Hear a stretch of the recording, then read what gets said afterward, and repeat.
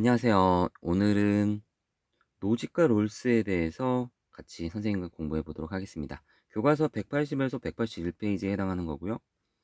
같이 볼게요. 오늘 토론 주제는 부유세를 매기는 것이 정당한가입니다. 부유세라는 것은 쉽게 말하면 부유한 사람에게 매기는 세금을 말합니다. 왜 세금을 부과할까요?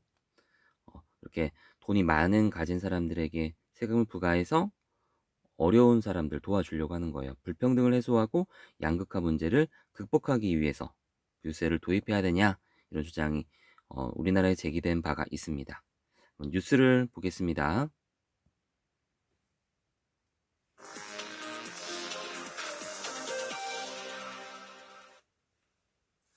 경기가 안 좋다고는 하는데 연말연시와 명절을 앞두고 해외여행 가시는 분들 매년 늘어나는 추세죠. 또 다른 한편에서는 당장 하루 벌어 먹고 사는 생계가 걱정인 사람들도 적지 않습니다. 경제부 기자들이 살아있는 소식을 전하는 포인트 경제. 올해 첫 시간에는 이런 부의 불평등 문제에 대해서 오대성 기자와 얘기 나눠보겠습니다. 오 기자 어서 오세요. 네. 이 자본주의의 가장 큰 문제 중에 하나죠. 바로 부의 불평등 해결하기도 참 어려운데 부가 평등하지 않다는 것, 우리나라의 경우에 상황이 어느 정도인가요? 사실 부의 집중 문제가 이렇게 언론에 나왔던 게 사실 하루 이틀은 아니죠. 그렇죠. 그럼에도 점점 심각해지고 있다는 게 문제입니다. 네. 이걸 드러낼 수 있는 통계 두 가지를 준비해 왔는데요. 네. 소득 상위 20% 계층과 하위 20% 계층의 격차를 보여주는 처분 가능 소득 5분위 배율이라는 통계가 있는데요. 2017년 기준으로 7배로 나타났습니다. 상위 계층이 먹고 또 여행 가고 그럴 수 있는 돈이 700만 원이 있다고 하면 하위 계층은 7분의 1인 100만 원밖에 없다는 얘기입니다. 네. 부의 불평등을 보여주는 대표적인 지표로는 지니 개수라는 것도 있습니다. 인구 분포와 소득 분포 등을 따져서 계산하는 건데 0에 가까울수록 완전 평등을 뜻하고 1에 가까울수록은 완전 불평등을 뜻합니다. 0.4를 넘으면 상당히 불평등하다 이렇게 해석하면 되는데요. 우리나라의 2017년 지니 개수는 0.355였습니다. OECD 전체 지니 개수 평균이 0.317이었으니까 우리나라는 평균보다 높아서 더 불평등하다고 보면 네, 우리나라 부의 불평등이 좀 높다는 걸 알 수 있죠. 그러면은 이 불평등 그냥 냅둬야 될까요? 아니죠. 사람들도 생각을 하고 있습니다. 이 불평등을 좀 줄여야 되겠다. 그래서 사람들에게 설문조사를 해보니까 부유세를 도입하면 어떠냐니까 사람들이 62.4%가 찬성을 하고 13.3%가 반대하는 입장을 갖고 있습니다. 이런 입장을 이제 사상가, 두 사상가를 통해서 아주 논리적으로 그 근거를 오늘 살펴보려고 하는 것입니다. 이쪽에 나와 있는 노직이라는 사람이에요. 노직이에요. 노직은 부유세를 반대하는 입장입니다. 이 롤스라는 사람, 유명한 사람 얼굴들이니까 뭐 잘 기억해 주시면 좋겠습니다. 롤스는 부유세를 찬성하는 입장입니다. 자, 여기 아래 내용은 선생님이 사상가들의 의견을 선생님이 가상으로 어떤 토론식으로 구성한 겁니다. 여러분이 직접 토론을 하면은 참 좋은데 안 되니까 선생님 혼자 이렇게 토론을 말을 대본을 만들었어요. 같이 보겠습니다. 노직 부유세는 말도 안 됩니다. 개인이 갖고 있는 재산은 개인의 것이지 어떻게 국가가 부자들에게 더 많은 세금을 매겨서 제 재산권을 침해할 수 있겠습니까? 저는 정말 정당한 노력의 대가로 재산을 늘린 곳인데 현재 빈부격차가 커졌다는 이유만으로 이를 정의롭지 못한 것으로 보아 세금을 더 매기는 것은 옳지 않습니다. 노직이라는 사람은 개인 것, 내 거다. 음, 빈부격차 그거는 뭐 그 사람 뭐 다른 문제이지 왜 저한테 책임을 짓느냐. 난 열심히 돈을 버는 거다. 가져가지 마라. 이렇게 얘기하는 겁니다. 네, 롤스는 또 이런 주장을 합니다. 영상을 보면서 개천에서 용난다라는 속담이 있죠. 변변하지 못한 가정에서 훌륭한 인물이 나는 경우를 이르는 말인데요. 그런데 입시 취업 경쟁이 치열해지고 있죠. 양극화도 심해지면서 이제는 이런 계층 이동이 더욱 어려워졌습니다. 최근 발표된 이른바 개천용 지수라는 게 있는데 이걸 보면 쉽게 알 수 있습니다. 고한석 기자가 보도합니다. 우리 국민 절반 이상은 아무리 노력해도 소득 수준과 사회적 지위가 더 높은 계층으로 올라갈 수 없다고 생각합니다. 요즘은 사교육이나 그런 것 때문에 이제 환경적 요소가 되게 작용을 많이 하면서 아무래도 좋은 환경에서 좋은 교육을 받고 자란 사람이 좀 더 성공하는 사회가 되지 않았나. 소위 말하는 흑수저와 금수저 간의 정보 격차로 인해서 이게 점점 더 벌어질 거라고 저는 판단하고 있어요. 부모보다 더 나은 삶을 살게 하는 계층 이동 사다리 가운데 가장 큰 건 교육입니다. 그런데 국내 연구진이 발표한 개천용 지수라는 걸 보면 교육마저도 사다리 역할을 못하는 것으로 나타났습니다. 자, 이 영상 보시면은 뭐 여러분 따로 다 영상 보시면 좋겠습니다. 옛날에는 계층에서 욕난다는 것은 부모님의 어떤 사회적 지위나 가정 환경 이런 거와 상관없이 개인이 열심히 노력하면은 다 성공을 했었습니다. 근데 요즘에는 어떤 환경 에 처했냐에 따라서 그 사람이 이제 성공하느냐 안 하느냐가 결정이 나는 거죠. 여기 이 사람이 언급한 걸 보면은 그러니까 뭐 이 사람 얘기하는 거 보면은 뭐 "사교육 때문에 환경적 요소가 더 많이 작용한다."고 이렇게 얘기하잖아요. 이러면 정의롭지 않은 사회에 맞는 거죠. 어 그래서 영상을 보시면 개인의 노력보다 가정 환경이 성공에 더 큰 영향을 끼침을 알 수 있어요. 이를 개선하기 위해서는 부유층에게 음 세금을 더 매겨서 사회 약자들에게 복지 혜택을 제공해 줘야 된다는 것. 그래야지 공정하다라는 것이 롤스의 입장입니다. 자, 그런데 노직은 또 다시 반박합니다. 그 영상은 여러분 개인적으로 보시면 되겠고요. 영상에 보면은 노직은 자유지상주의에 속해요. 개인의 자유와 권리가 가장 중요하다고 보는 관점을 갖고 있죠. 미국 같은 경우에는 이게 이제 코로나 사태에 대입하면은 자유가 아니면 죽음을이라고 해가지고 그러니까 봉쇄령은 무조건 안 된다는 거예요. 아무리 좋은 결과를 가져도 개인의 자유를 억압하면 안 된다는 거예요. 그만큼 개인의 권리를 굉장히 절대적으로 부여합니다. 자, 노직이 이렇게 얘기합니다. 가상으로. 이번 코로나 사태에서도 저의 조국인 미국에서는 자유가 아니면 죽음을 이라는 시위를 하기도 했었죠. 그만큼 자유가 중요합니다. 그렇게 만약에 사회적 소외계층이 어려움을 공감하고 도와주고 싶다면 그 사람이 자율적으로 기부하여 도와주면 되지 않을까요? 노직은 이런 얘기하는 거예요. 뭐 남을 돕는 거, 뭐 좋은 일이다. 말리지 않겠다. 하지만은 그것은 개인의 자율성에 맡겨야 된다는 거예요. 그 사람의 의지에 맡겨야지 국가가 나서가지고 강제적으로 이제 노직 입장에서 그렇게 얘기하죠. 강제적으로 너 남을 위한 복지, 너 재산의 일부를 복지를 위한 세금으로 떼갈게 이렇게 하면 안 된다는 겁니다. 미국에서는 마크 저크버그, 페이스북 만든 사람이죠. 빌 게이츠, 워렌 버핏 등 사회적으로 성공한 사람들이 자발적으로 기부하는 문화가 있어요. 근데 여기서는 자유를 보장해 주어서 돈을 내놓는 것은 그들의 개인의 선택의 영역, 자율의 영역으로 봐야지 국가가 나서서 세금을 매겨 복지 정책을 펴는 것은 바람직하지 않다고 보고 있습니다. 자, 그럼 영상 좀 볼게요. 네, 페이스북 창립자 마크 저커버그가 딸의 출산과 함께 52조 원에 이르는 기부를 약속해 화제가 됐죠. 자선단체에 돈만 내는 기부가 아니라 필요한 곳에 또 필요한 일을 하기 위해 자금을 직접 운용하기로 해서 더욱 큰 관심을 모으고 있습니다. 조수연 기자가 저커버그 기부의 의미를 되짚어봤습니다.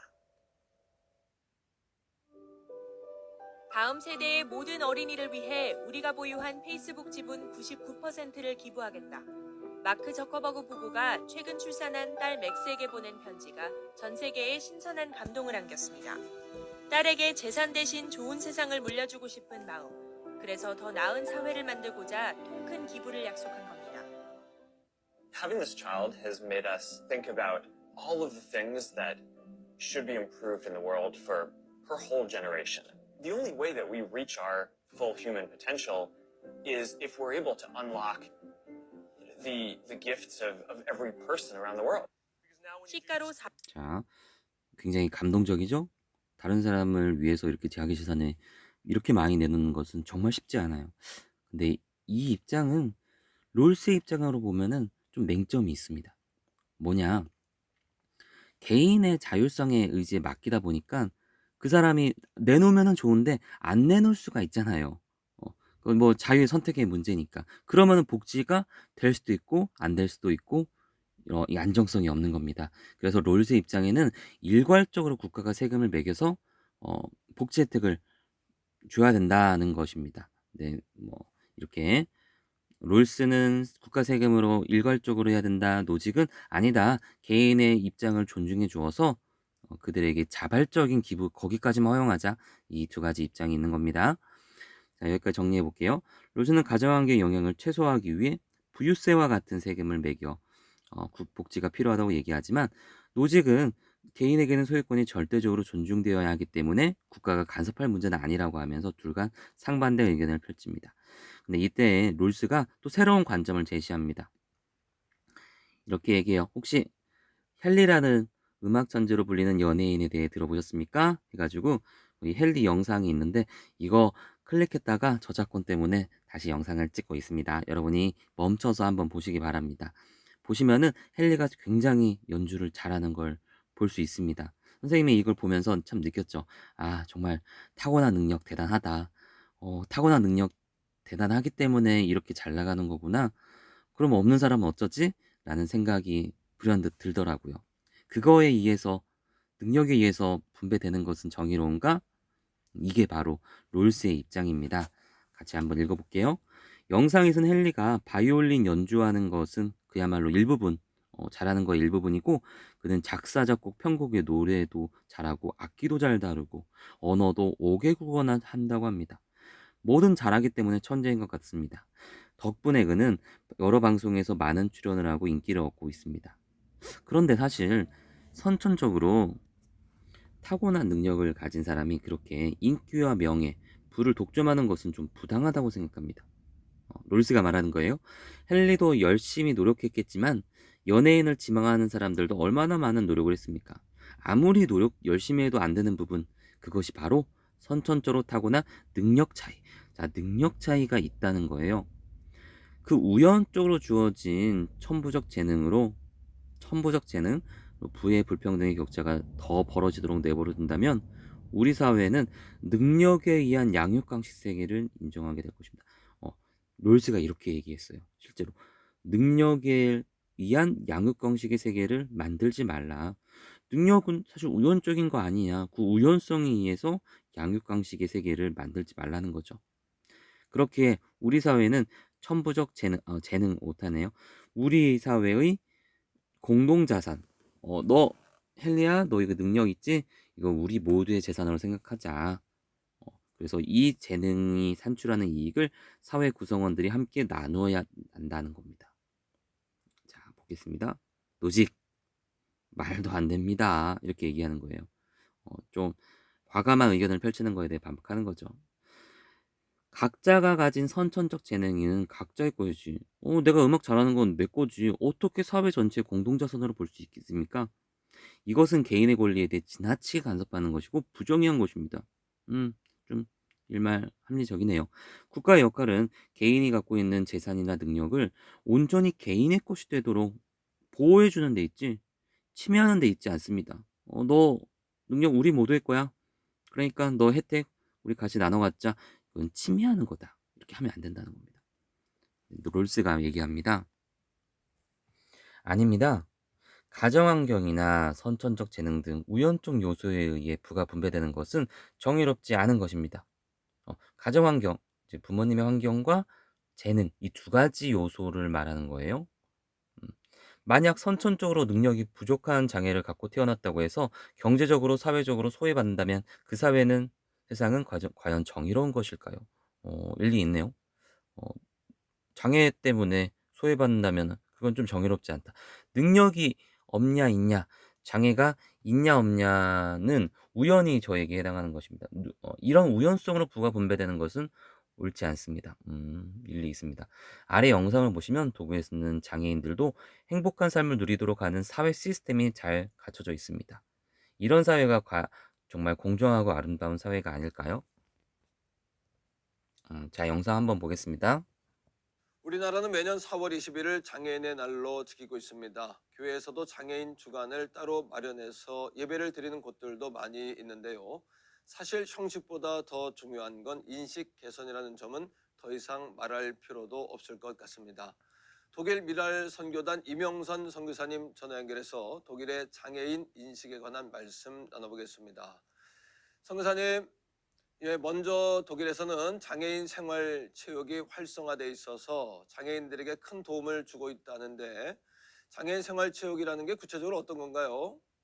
체육이라 하면 일반적으로 재활, 취미, 그리고 질병 예방 및 건강 개선, 성과 위주의 목적으로 하는데 여기서 취미나 질병 예방 및 건강 개선을 목적으로 하는 거를 그런 체육을 생활 체육이라 할 수 있겠죠.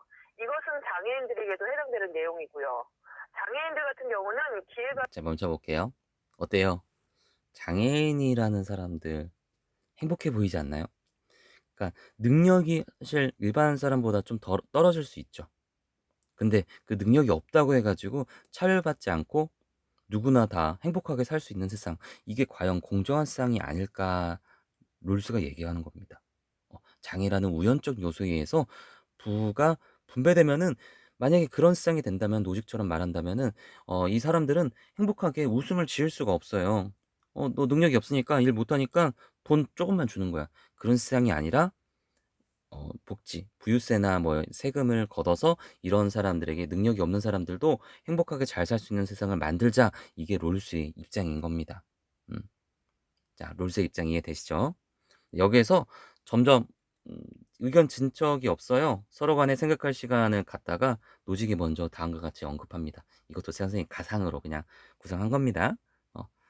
네, 원래 진짜 의견이긴 해요. 이런 것들이 핵심 노직.